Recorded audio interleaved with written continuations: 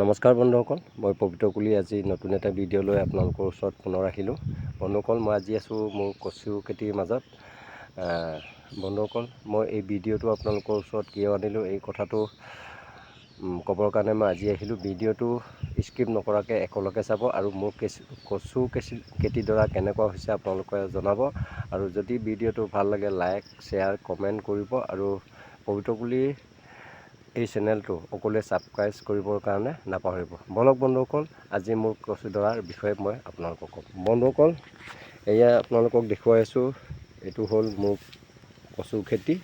আৰু কচু কিমান দূৰলৈকে আছে আপোনালোকক মই দেখুৱাইছোঁ।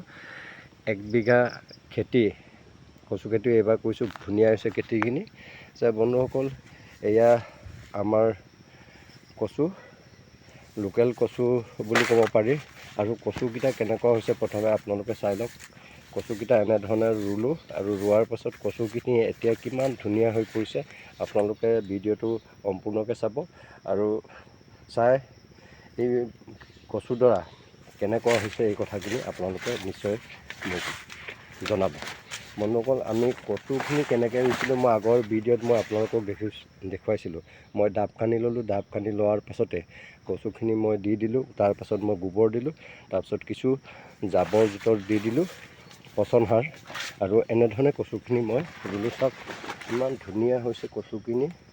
আৰু কচুৰ চেহেৰাটো আপোনালোকে চাই ল'ব, এনেধৰণৰ মোতকৈ ওখ হৈ গৈছে। চাওক আপোনালোকে এতিয়া দেখি আছে এইটো কচু কিমান ওখ হৈছে, কিমান ধুনীয়া হৈছে।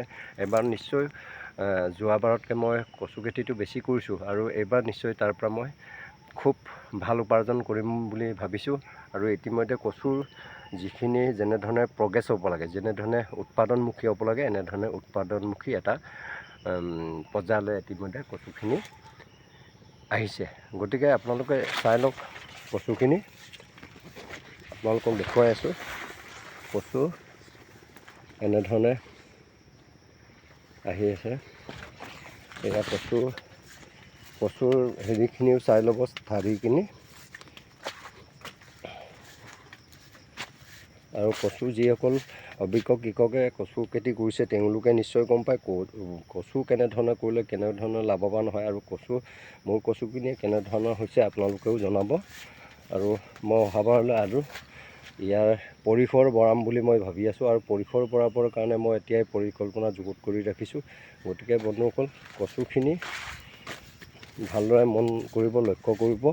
কচু হেৰিখিনি যিটো গা গছখিনিয়ে কেনেধৰণৰ ৰূপ লৈছে।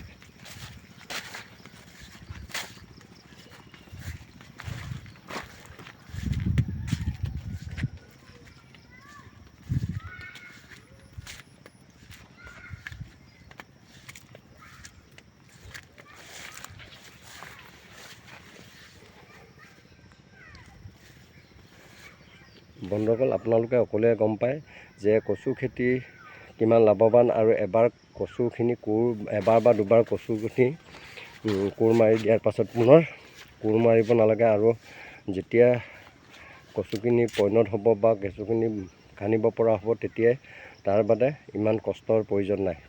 কচু খেতি খুব লাভৱান খেতি আৰু এই খেতি কৰিবৰ কাৰণে খুব সহজ হয়। আৰু ইয়াত বেছি খৰচী নহয়। মাত্ৰ ইয়াৰ যিখিনি সহজখিনি ভালদৰে যদি ৰাখিব পৰা যায় আৰু ভালদৰে যদি হাল বাই কচুখিনি যদি ভালধৰণে ৰুব পৰা যায় তেনেহ'লে নিশ্চয় উৎপাদন ধুনীয়া হয়। গতিকে বন্ধুসকল, মই আপোনালোকক এইখিনি কচু দেখুৱাই আছোঁ।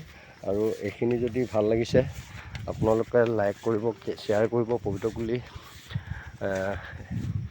চেনেলটো নিশ্চয় ছাবস্ক্ৰাইব কৰি মোক আগবঢ়াই লৈ যোৱাৰ ক্ষেত্ৰত আপোনালোকে সহযোগ কৰিব, সহায় কৰিব।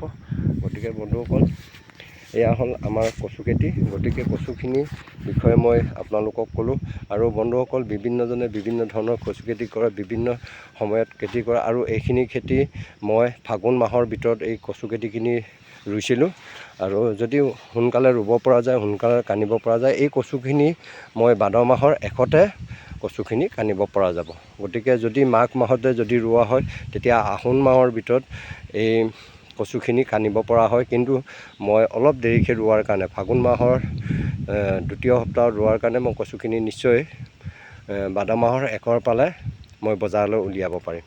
গতিকে বন্ধুসকল, এয়া আমাৰ কৃষক জীৱন আৰু আমি এনেধৰণে মই কচু খেতিৰ মাজতে আজি আছোঁ আৰু কচুখিনি কেনেকুৱা হৈছে আপোনালোকে নিশ্চয় দেখিছে। গতিকে কচু খেতিত কিমান লাভৱান হয়, কিমান উপাৰ্জন হয়, অলপ যদি ভালকৈ কৰা হয় খুব খেতিয়কৰ কাৰণে লাভৱান খেতি। গতিকে বন্ধুসকল, মই বেছি ভিডিঅ'টো দীঘলীয়া নকৰোঁ। যদি ভিডিঅ'টো ভাল লাগে লাইক, শ্বেয়াৰ, কমেণ্ট কৰিব আৰু মোৰ খেতিডৰা কেনেকুৱা হৈছে আপোনালোকে নিশ্চয় জনাব। ধন্যবাদ বন্ধুসকল, পুনৰ নতুন এটা ভিডিঅ'ত লগ পোৱাৰ আশাৰে।